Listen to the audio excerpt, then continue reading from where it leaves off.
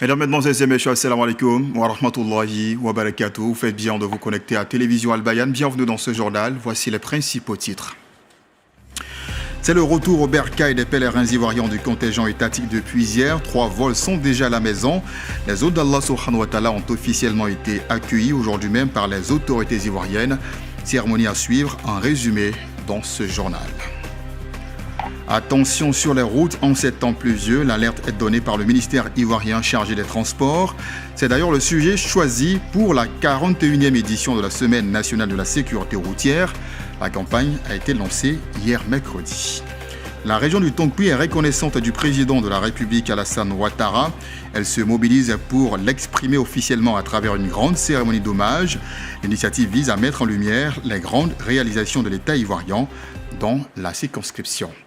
On vous souhaite la bienvenue dans ce journal comptant pour ce jeudi 4 juin 2026, 18 Zulhijjah 1447 l'Hégire. On commence par la page dédiée au Hajj. Le retour des pèlerins ivoiriens du Hajj 2026 se poursuit et ce jusqu'au 12 juin prochain. Ce jeudi, les passagers du vol 3 ont foulé le sol ivoirien après plusieurs semaines passées en Terre Sainte. Avant de retrouver leurs familles respectives, ils ont reçu la visite des autorités ivoiriennes, conduite par le ministre ivoirien de l'Intérieur de la Sécurité, également chargé des cultes, El Hadj Valgondo Diomandé. Cette rencontre s'inscrit dans le cadre de la traditionnelle cérémonie d'accueil des hôtes d'Allah subhanahu wa ta'ala. Sissé Bangali et Fatoumata Kodio nous racontent. À l'aéroport Félix Houphouët-Boigny de Port-Bouët, les pèlerins du vol 3 ont pris part à la traditionnelle cérémonie marquant leur retour de Terre Sainte. Un moment de reconnaissance et de communion organisé en leur honneur après l'accomplissement du 5e pilier de l'islam.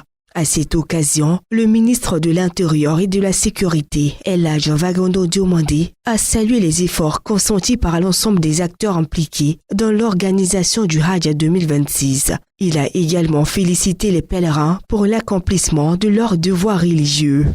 Au nom de son Excellence El Hadj Alassane Ouattara, président de la République, pour vous souhaitez une chaleureuse et cordiale bienvenue en Côte d'Ivoire. Après que vous ayez effectué cette noble mission qui incombe à tous les croyants, je voudrais qu'ensemble, nous puissions rendre grâce à Allah subhanahu wa ta'ala de vous avoir protégé, vous-même ici présents, ainsi que l'ensemble des pèlerins qui ont effectué le déplacement 2026 dans le cadre du Hajj. Présent à cette cérémonie, l'ambassadeur du Royaume d'Arabie Saoudite en Côte d'Ivoire, son Excellence Bin Bakhit Al-Khassami, a pour sa part mis en avant l'excellence des relations entre les deux pays, ainsi que les dispositions prises par les autorités saoudiennes pour permettre aux pèlerins d'accomplir leur Hajj dans de bonnes conditions. Au nom du Cheikh Oulaïma Ousmane Diakité, président du COSIM, l'imam Daoud Koni a exprimé sa gratitude à l'endroit des autorités ivoiriennes et saoudiennes pour les efforts déployés en faveur des pèlerins. Au nom du Cheikh, d'exprimer la gratitude de la communauté musulmane à son Excellence, Monsieur le Président de la République, pour tous les efforts qui sont accomplis pour que le Hajj soit un Hajj réussi. Et à vous-même, votre engagement et votre coordination pour la bonne organisation du Hajj. Exprimons aussi nos gratitudes aux serviteurs de l'USN, ceux qui nous reçoivent à la Mecque pour que le Hajj se déroule dans les meilleures conditions. Nous prions, demandons à Allah subhanahu wa ta'ala en premier lieu pour le président de la République, qu'Allah lui accorde la santé, la longévité, la prospérité, pour conduire encore la Côte d'Ivoire avec beaucoup de bonheur et pour le peuple ivoirien.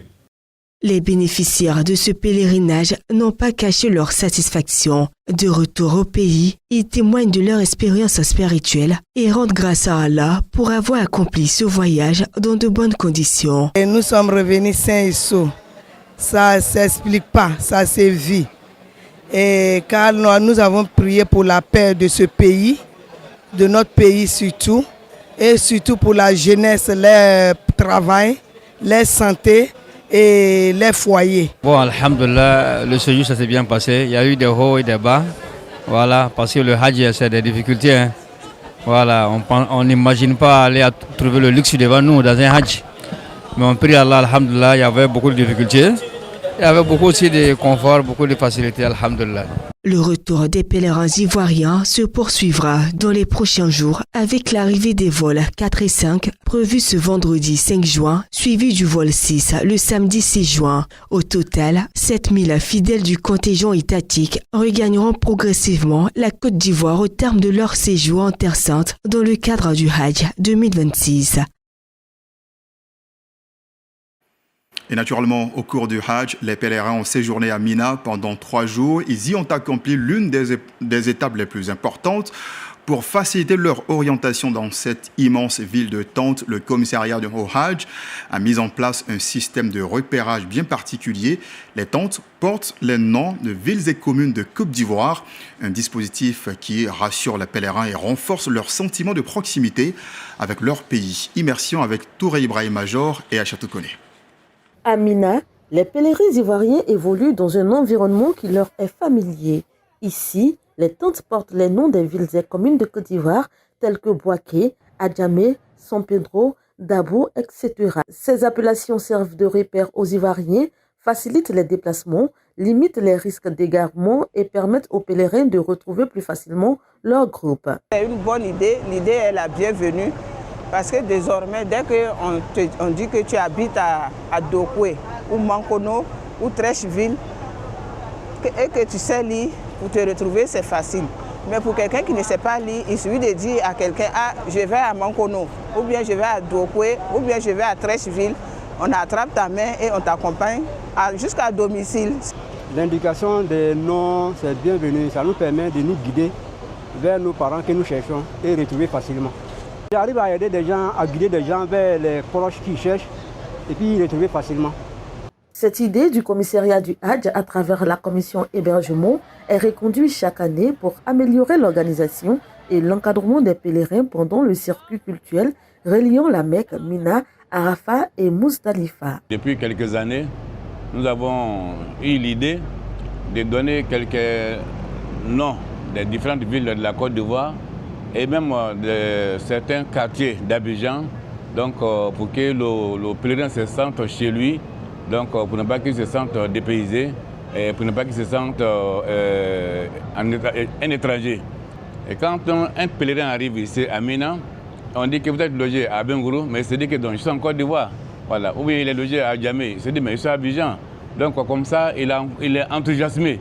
Voilà. Il a le courage de faire tout ce qu'il doit faire. Spirituellement. Donc voilà pourquoi on a essayé d'avoir cette idée-là. À Mina, les journées sont consacrées à la prière, à la méditation et à la lapidation des stèles. Et au milieu de cette ville de tentes, les noms des villes et communes ivoiriennes deviennent bien plus que de simples repères géographiques.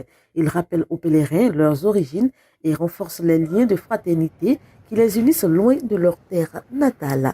Ibrahim Touré Major et Aïcha Toukone en Arabie Saoudite pour le groupe média Al Bayan. Les structures privées ivoiriennes ont reçu cette année une distinction pour leur bonne organisation. L'un des groupements d'intérêt a été classé 6e meilleure organisation au monde dans le domaine de la sécurité et de la logistique. Le Hajj à peine terminé, le privé prépare déjà une campagne meilleure l'année prochaine. Les structures réunies au sein du groupe Firdaus Hajj ont décidé de renforcer leur partenariat avec le logeur El Deafa International. Les échanges ont eu lieu autour d'un dîner à Château-Koné et Ibrahim Touré Major nous raconte. Elles sont 21 agences privées ivoiriennes qui ont convoyé 3000 pèlerins cette année en Terre Sainte pour le Hajj. De la Mecque à Médine en passant par Mina, ils sont tous logés par Al Diafa International Group. Donc c'est un partenaire important qui invite les membres de Firdaus Hajj à ce dîner d'amitié et de fraternité. Une collaboration très intéressante pour les Ivoiriens. Diafa, comme vous l'avez dit, depuis un certain nombre d'années, c'est notre partenaire. C'est une traditionnelle cérémonie à laquelle nous participons chaque année où on nous offre des présents. Pensons que c'est un partenariat ficelé et nous devons tous gagner. Donc cela dit, il serait important vraiment qu'on approfondisse encore les échanges, les relations pour que réellement ce partenariat gagnant-gagnant vraiment puisse véritablement porter ses fruits, surtout pour les pèlerins. C'est un plaisir renouvelé pour nous. Avec le groupe Diafa, il y a eu la bonne entente. Le groupe Diafa est plus qu'un partenaire, d'autant plus que le groupe Diafa est notre logeur depuis quelques années et vraiment nous ouvre des opportunités, des portes. Et nous voyons le fruit de ce partenariat-là vraiment nous embellir au fur et à mesure des années. À l'exemple de cette année, vraiment, nous n'avons aucune difficulté avec le groupe Diafa. Voilà, donc alhamdoulilah, depuis la Côte d'Ivoire, tous nos hébergements sont assurés et nous mettons cet actif-là au compte de l'autorité ivoirienne, à savoir le ministère de l'Intérieur, mais également aussi l'autorité saoudienne. Pour les prochaines éditions du Hajj, le partenaire saoudien a pris plusieurs engagements d'amélioration du service pour le bien-être des pèlerins dans leurs hôtels. La coopération entre Al-Diafa International Group et Firdaus Hajj dure depuis maintenant 5 ans. Au cours de ce dîner, les deux parties ont échangé des présents afin de consolider davantage le partenariat. Et pour l'amélioration des prochaines éditions afin de maintenir la Côte d'Ivoire dans le top mondial, le commissariat au Hajj accorde une attention particulière aux pèlerins de la diaspora. Après les rites, le commissaire Imam Bachir Ouattara a eu une séance de travail avec les délégations du Canada, les États-Unis et de la France. Ces dernières ont livré leurs analyses sur le déroulement de cette édition et ont fait des suggestions pour le futur. Reportage Vaseko Traoré à Château-Koné, Tour Ibrahim Major. Le premier groupe reçu était les Canadiens et les Sud-Américains. Prenant la parole au nom de ses concitoyens, El Hadj Doucouré a parlé de l'amélioration de leur formation. On aimerait, comme M. Cissé l'a dit, si on pouvait augmenter un peu le quota de la diaspora, ça serait pas mal. On sait qu'il y a des contraintes. La Côte d'Ivoire, si je pense bien, c'est 10 000 le quota. Donc les 10 000 le quota diaspora, on ne peut pas tout donner là. On a eu 200 l'année dernière, si on pouvait augmenter un peu, ce serait pas mal. Quant au porte-parole du second groupe, composé des Européens dont les Français et les Belges, il se réjouit de cette réunion bilatérale qui va permettre aux pèlerins d'être formés. La doléance qu'on a à faire, c'est, dans un premier temps, demander au président de la République, par l'entraîneur du commissariat du Hajj, s'il serait possible d'augmenter le quota de la diaspora. J'ai pu dire là que tous, nous sommes très très satisfaits. Saisissant cette opportunité, le commissaire du Hajj, Imam Bachir Ouattara, s'est félicité du comportement citoyen de ces deux groupes avant de lancer un appel. Depuis 3 ans, nos frères qui résident en Amérique du Nord et en France viennent au Hajj par le canal du commissariat du Hajj, c'est-à-dire ils s'identifient en ligne comme les Ivoiriens qui résident en Côte d'Ivoire. Puis font les consultations médicales et viennent faire les Pays-Bas où leurs parents font les paiements à leur place à Abidjan. Comme ce sont les pèlerins que nous avons reçus aujourd'hui pour les encourager et les féliciter aussi et écouter leurs doléances concernant l'organisation que nous avons mise en place. Cette réunion était l'occasion de fluidifier les relations entre le commissariat du Hajj et la diaspora ivoirienne, de travailler en parfaite intelligence et de permettre aux invités d'Allah de mieux effectuer les rites spirituels du Hajj. Après le Hajj, on parle à présent éducation et c'est bientôt le baccalauréat. L'AEMC veut faciliter l'orientation supérieure à ses membres. Le secrétariat régional du Sud Comoé a initié dimanche une journée d'excellence et d'orientation. Cette première édition s'est déroulée autour du thème « Réussir son orientation après le baccalauréat ». Enjeux et perspectives pour un avenir à la hauteur de ses ambitions. Les précisions sont signées Ouattara Mohamed et Sofiatou Kouyaté. Trouver sa voie après le baccalauréat, un challenge pour les nouveaux diplômés. Afin donc de les aider à franchir ce cap décisif, le secrétariat régional de l'AEMC Sud Comoé a initié une journée d'information et d'échange.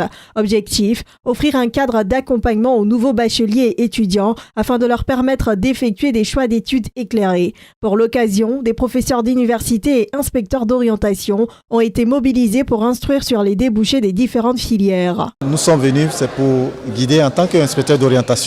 Donc nous donnons des conseils, nous donnons les voies d'orientation aux étudiants après le bac.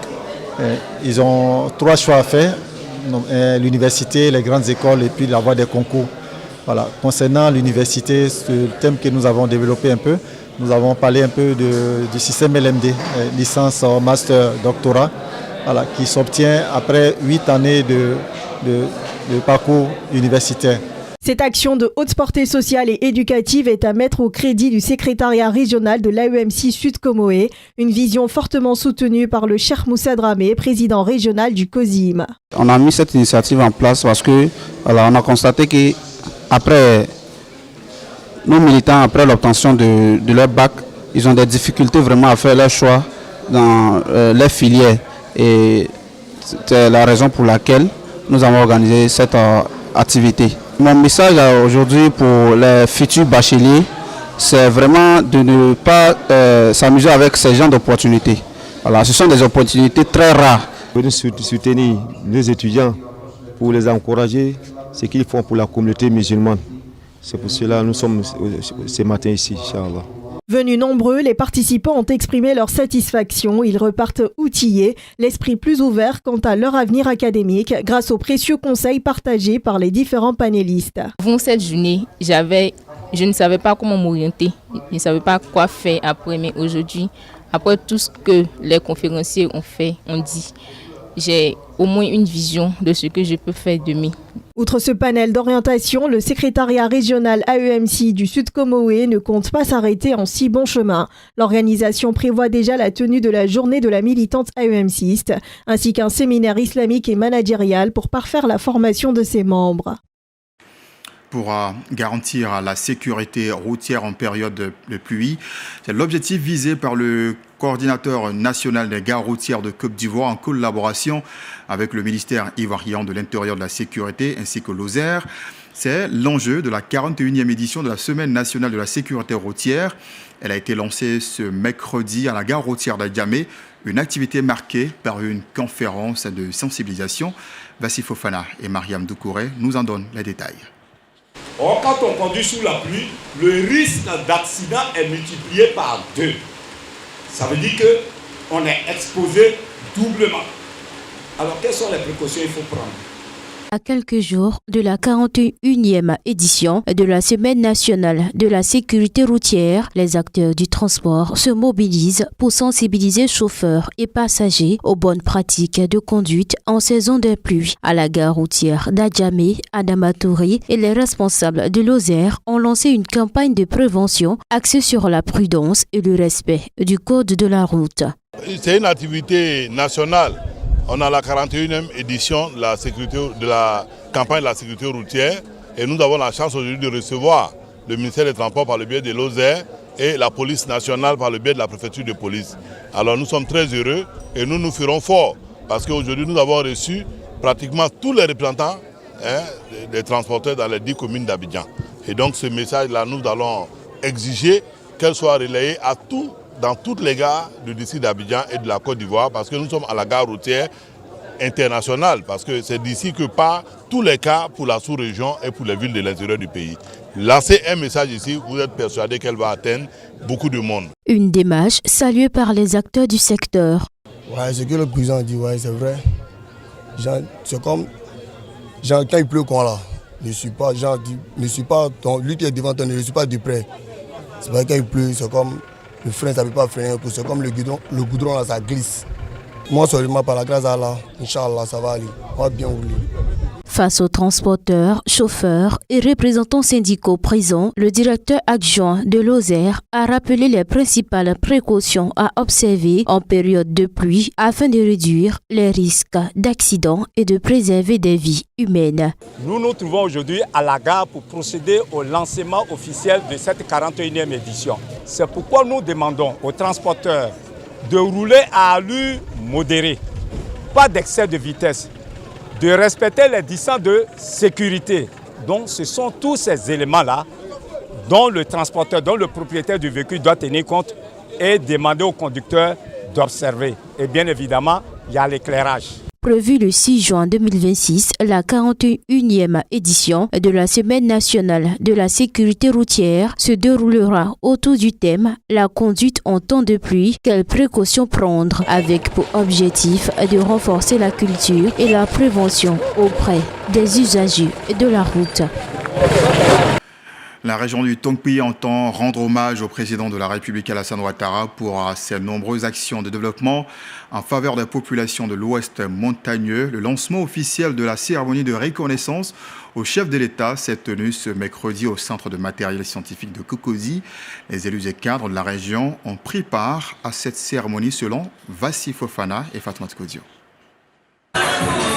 Dans une salle aux couleurs des tenues traditionnelles, chefs coutumiers, élus, cadres administratifs et artistes se sont réunis pour prendre connaissance des grandes articulations de la cérémonie prévue le 11 juillet prochain. Cette grande mobilisation populaire vise à traduire la gratitude des fils et filles du Tongpi au président de la République pour les nombreuses infrastructures réalisées dans la région. Nous nous sommes retrouvés ce soir pour la réunion d'information au niveau d'Abidjan et on a été heureux de voir une salle pleine avec la qualité des présences, notamment la chefferie traditionnelle, les élus, les cadres, les femmes, les jeunes, les artistes, toutes les forces vives. Nous avons passé l'information, ça a été totalement validé, tout le monde est d'accord que nous puissions rendre donc cet hommage au président de la République.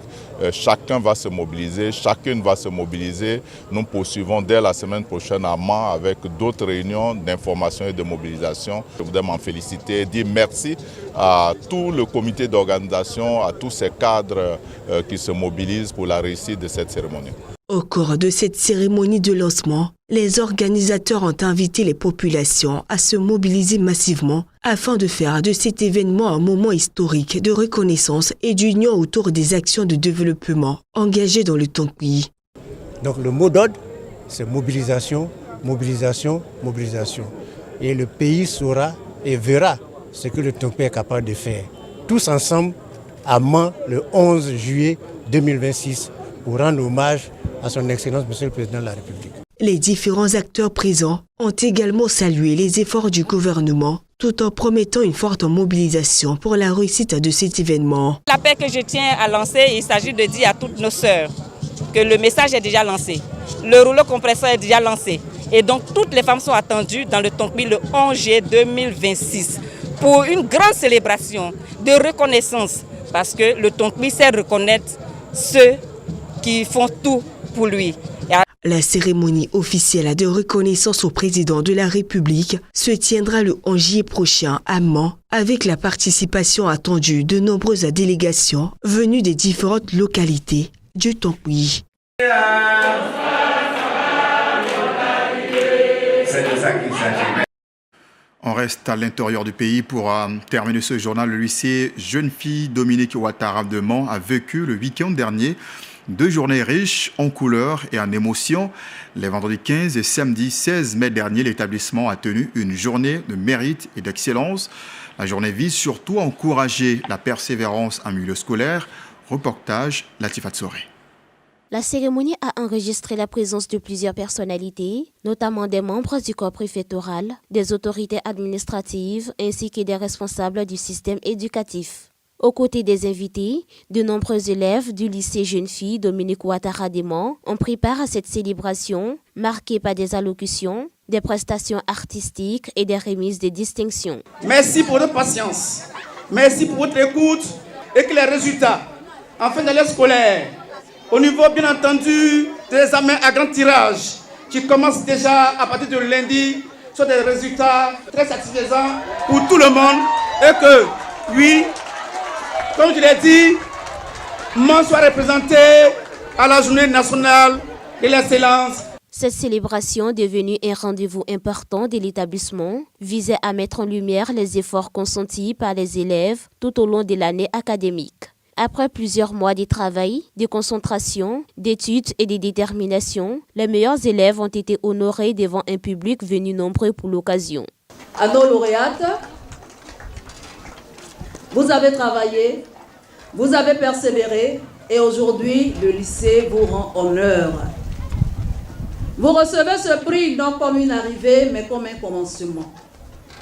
L'excellence que vous avez montrée est une graine et ce qui en sortira dépend de ce que vous en ferez dans les années qui viennent. Allez loin, allez haut. Quand vous y serez, pensez à revenir tendre la main à celle qui vient après vous.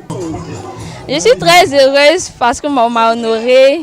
J'ai reçu des cadeaux, des présents. Et puis j'ai rendu fier mes parents. Ce que je veux dire à mes amis, c'est d'étudier. À travers cette journée, les responsables de l'établissement ont voulu encourager la culture de l'excellence et rappeler aux apprenantes l'importance du travail bien fait, de la discipline et de la persévérance dans la réussite scolaire et professionnelle. On s'arrête ici pour ce journal. Merci à vous de l'avoir suivi. On ne bouge pas. L'actualité revient tout à l'heure en langue arabe. Et en partant, on souhaite très bonne chance aux éléphants de Côte d'Ivoire qui affrontent en ce moment même la France dans le cadre d'un match amical qui prépare donc la Coupe du Monde 2026. Et dans le cadre de ce mondial, la Côte d'Ivoire affrontera dans sa poule l'Équateur, l'Allemagne et Curaçao. Très belle soirée à vous. Assalamu alaikum wa rahmatullahi wa barakatuh.